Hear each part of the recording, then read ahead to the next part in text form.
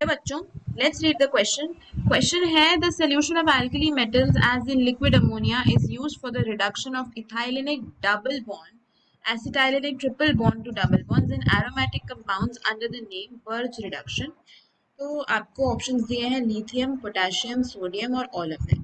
तो अगर इस क्वेश्चन का हम की कॉन्सेप्ट देखते हैं ना, तो की कॉन्सेप्ट जो हम यहाँ पे डिस्कस करने वाले हैं, जो रिएक्शन हम यहाँ पे डिस्कस करने वाले हैं, वो है birch reduction. Right, birch reduction को हम डिस्कस करने वाले हैं। तो ये क्या होती है, अगर इस रिएक्शन की हम बात करें तो बर्च रिडक्शन क्या होता है।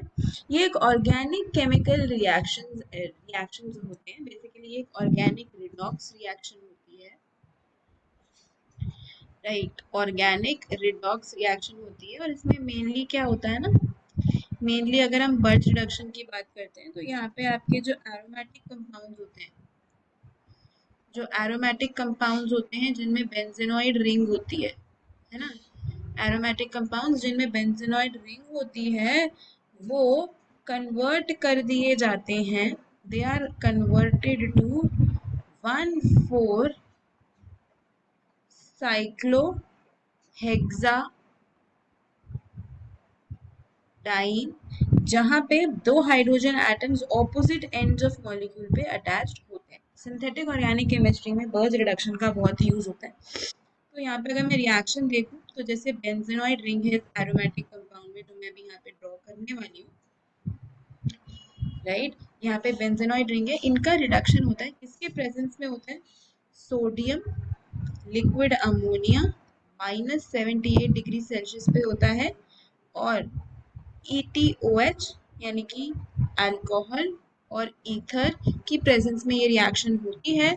और डबल बॉन्ड्स की रिडक्शन कुछ इस प्रकार से होती है कि यहाँ पे आपके पास दो डबल बॉन्ड रह जाते हैं और यहाँ पे एक डबल बॉन्ड रह जाता है। राइट, तो ये जो बर्च रिडक्शन है ना, अगर हम बर्च रिडक्शन की ही बात करें पर्टिकुलरली, तो ये जो होता है इसमें सोडियम, लिथियम या पोटेशियम को आप लिक्विड अमोनिया में डाल के, साथ में अल्कोहल डाल के इस रिएक्शन को कर सकते हो। ठीक है, तो अल्कली मेटल में सिर्फ सोडियम ही नहीं, लिथियम और पोटेशियम भी यूज हो सकते हैं। राइट, तो किन किन अल्कली मेटल्स के सोल्यूशन आप ले सकते हो इन liquid ammonia, sodium, lithium, potassium, तीनों के। तो इसलिए हमारा जो करेक्ट आंसर यहाँ इस केस में हो जाएगा, वो हो जाएगा ऑप्शन। तो फाइनल आंसर इस क्वेश्चन का हो जाएगा option D, all of them. Hope you understood it well. Best of luck.